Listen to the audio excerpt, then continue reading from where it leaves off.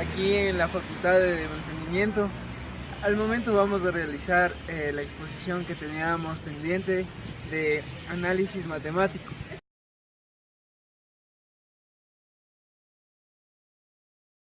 Yo les voy a hablar acerca de análisis de la variación de funciones.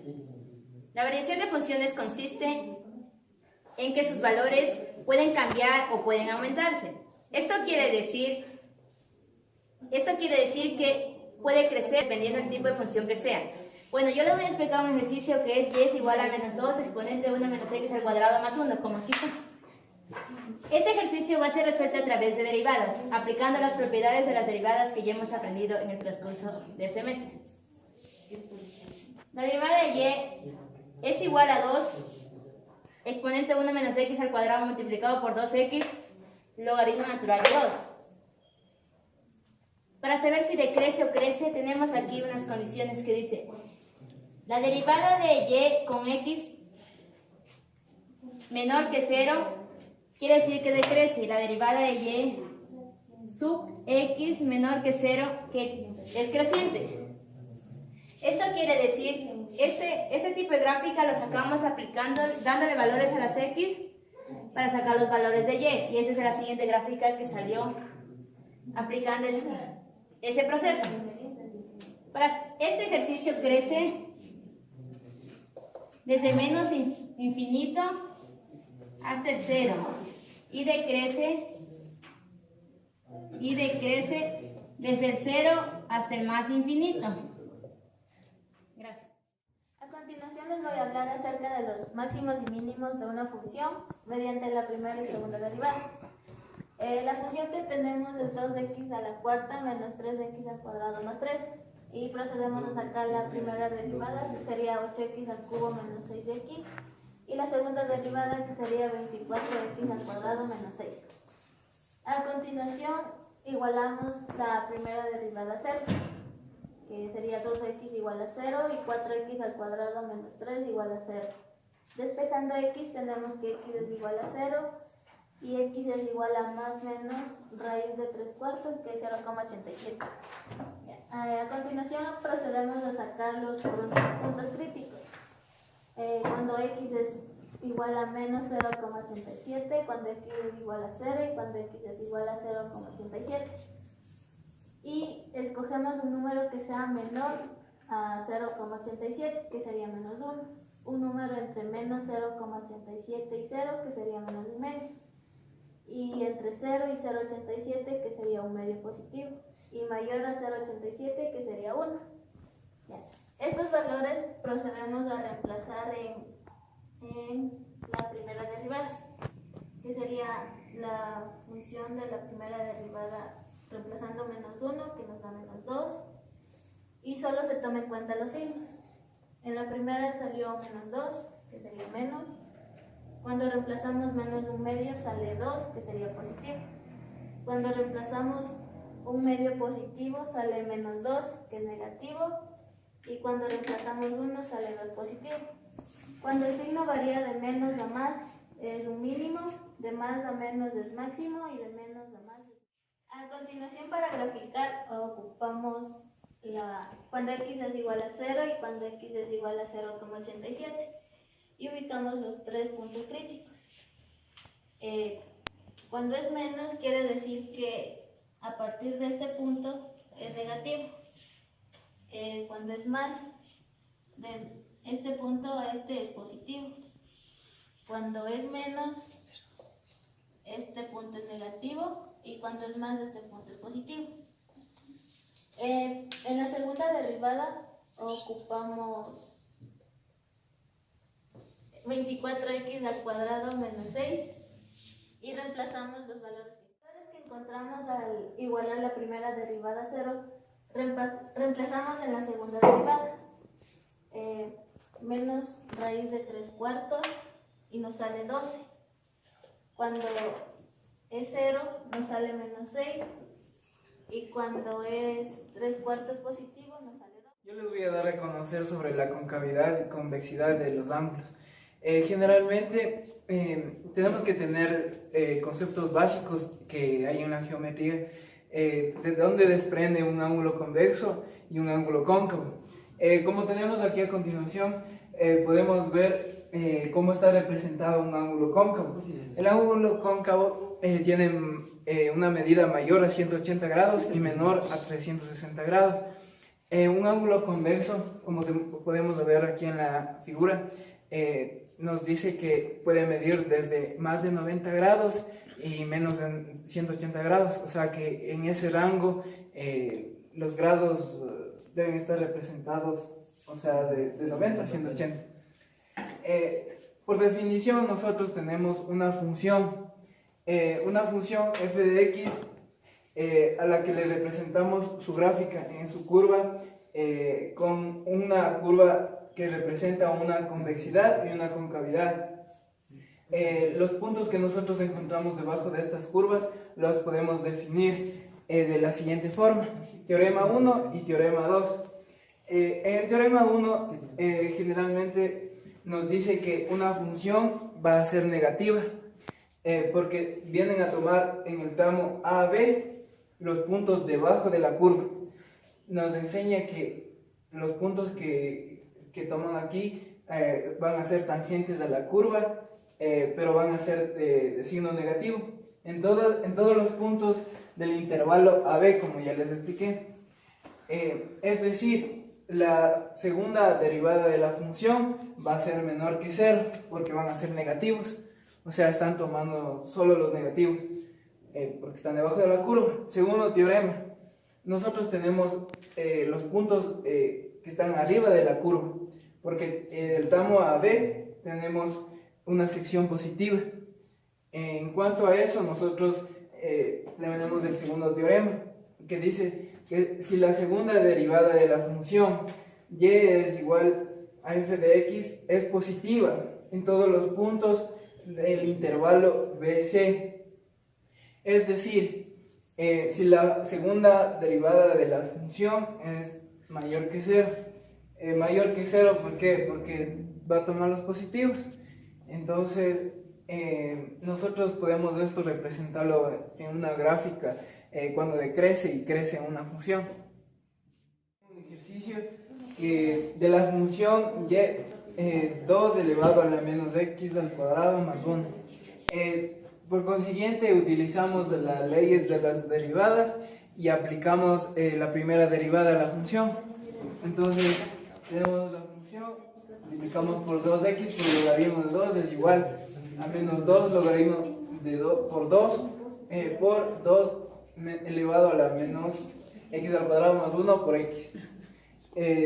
Por consiguiente, también sacamos la segunda derivada de la función para encontrar la concavidad o sea, de esta deformación de la curva.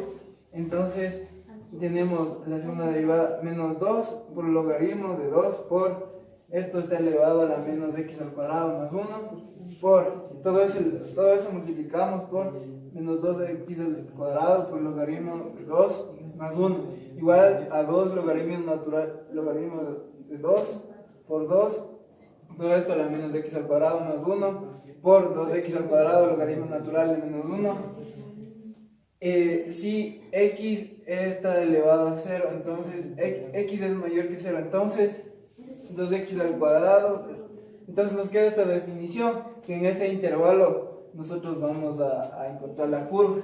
O sea, como tenemos aquí en la tabla, representamos luego en la tabla cuando es más y cuando es menos. O sea, nosotros vamos aquí con los signos negativos. Cuando es negativo nos queda una convexidad, cuando es positivo una concavidad. Por consiguiente, menos por menos, más, nos queda eso.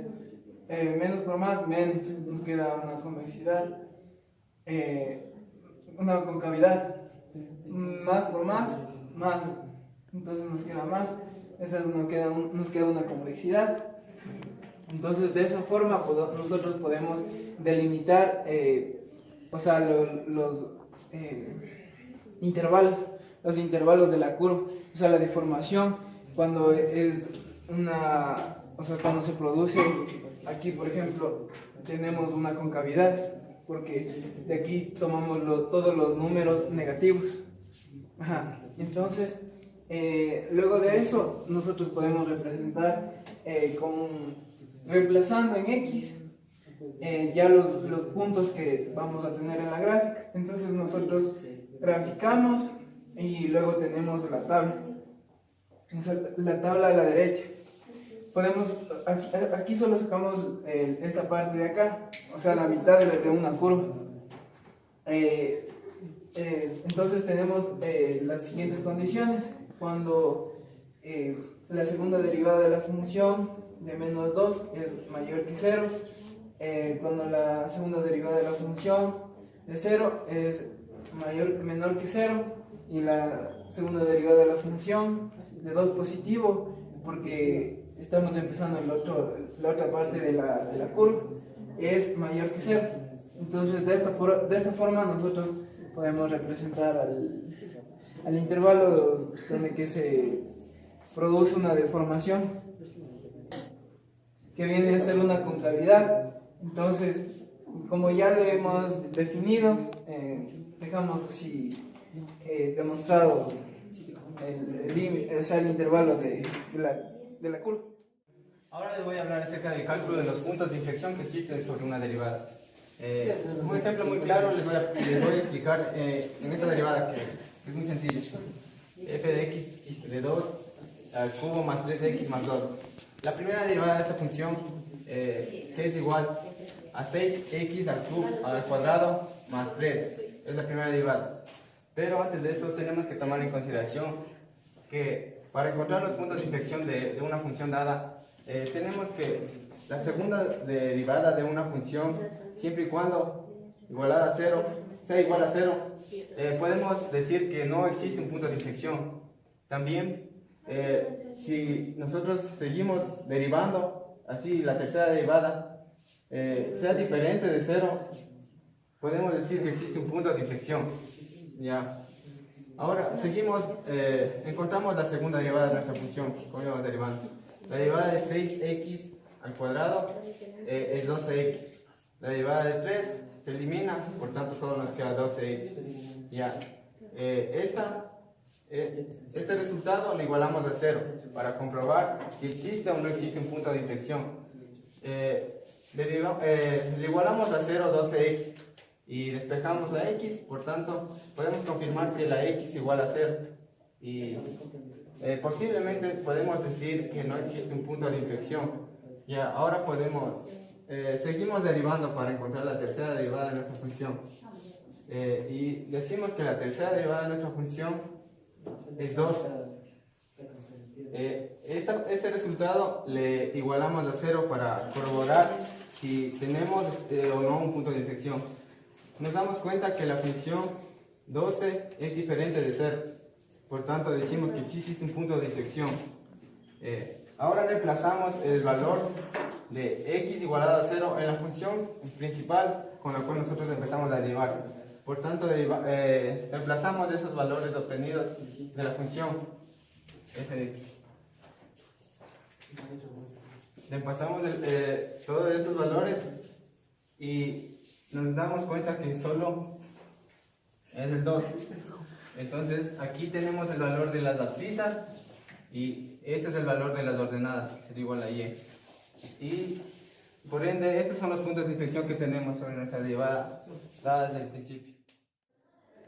Tomando en cuenta que una asíntota es, en particular, una recta, vamos a distinguir tres tipos de asíntotas: asíntotas horizontales, asíntotas verticales y asíntotas oblicuas. Asíntotas horizontales. Las asíntotas horizontales de una función son dos rectas horizontales de la forma y igual a a. Una función puede tener, a lo sumo, dos asíntotas horizontales. Una por la izquierda, en la que x tiende a menos infinito, y otra por la derecha, en la que x tiende a más infinito. Si el límite de x, que tiende a infinito, de f de x es igual a a, entonces y es igual a a. Es una asíntota horizontal para f de x por la izquierda. Si el límite de x cuando tiende a más infinito, de f de x es igual a b, entonces y es igual a b, es una asíntota horizontal para f de x por la derecha. Podemos encontrarnos los siguientes casos. Funciones que no tienen asíntotas horizontales. Por ejemplo, f de x es igual a x al cubo. Cumple los dos límites expuestos anteriormente, que dan como resultado menos infinito y más infinito respectivamente. Y vemos en nuestra gráfica. Asíntotas verticales. Las asíntotas verticales de una función son rectas verticales de la forma x igual a k. No hay restricciones en cuanto al número de asíntotas verticales que puede tener una función. Hay funciones que no tienen asíntotas verticales, funciones que tienen solo una, funciones que tienen dos y hasta funciones que tienen infinitas. Se calcula de la siguiente manera. Si el límite de x tiende a k negativo, f de x va a ser igual a más menos infinito. Entonces, k va a ser igual a x va a ser igual a k. Es la asíntota vertical para f de x. Esto se va a la izquierda si el límite de menos infinito y a la derecha si el límite es más infinito. Si el límite de x tiende a k positivo, f de x va a ser igual a más menos infinito. Por lo tanto, x va a ser igual a k. Es asíntota vertical para f de x. Por la izquierda de la misma. Si el límite dio menos infinito, y derecha si el límite dio más infinito. Asíntotas oblicuas. Son rectas oblicuas, es decir, rectas de la forma y igual a mx más n. Una función puede tener como máximo dos asíntotas oblicuas distintas. Una por la izquierda y otra por la derecha. Y el cálculo se lo va a realizar de la siguiente manera. M va a ser igual a límite de x que tiende a infinito. Entonces, f de x dividido para x. A continuación yo les voy a hablar sobre el teorema de Rolle. El teorema de Rolle nos dice que si una función es continua y es derivable en un intervalo y toma valores iguales en sus extremos, existe un punto en donde la derivada sea nula. Aquí tenemos el teorema de Rolle y nos dice que f de x continua en intervalos cerrados de a y b, f de x derivable en intervalo de a y b y f de a es igual a f de b. Si cumplen estas hipótesis, existe al menos un ser perteneciente de intervalo abierto de a y b, tal que f de prima de c va a ser igual a c. Esto quiere decir que se me va a anular la primera derivada en este punto. A continuación, aquí tenemos un ejercicio para comprobar el teorema de Rolle. Tenemos que la función f de x es igual a x al cubo menos 2x cuadrado más x más 1. Vamos a verificar el teorema de Rolle en el siguiente intervalo. Entonces, como ya vimos las reglas de antes, vamos a hacer con las siguientes hipótesis. La primera hipótesis nos dice que f de x debe ser continua en intervalo cerrado de 0 a 1 porque es un polinomio. Y también en la segunda hipótesis nos dice que f de x es derivable en intervalos abiertos de 0 a 1 porque es un polinomio. Esto lo hacemos porque un polinomio sabemos que son continuos en todo R y también son derivables en todo R. Entonces, vamos a hacer la tercera hipótesis que nos dice que f de A es igual a f de B, que lo tenemos aquí. Entonces, f de A y f de E lo relacionamos con los intervalos 0 y 1. Entonces, lo que hacemos es simplemente reemplazar en la función esos intervalos. f de 0 es igual a 0 de 3, 0 al cubo menos 20 al cuadrado, más 0 más 1 es igual a 1. En el siguiente intervalo lo reemplazamos por el 1. f de 1 es igual a 1 al cubo menos 2 más 1, que también nos va a dar 1.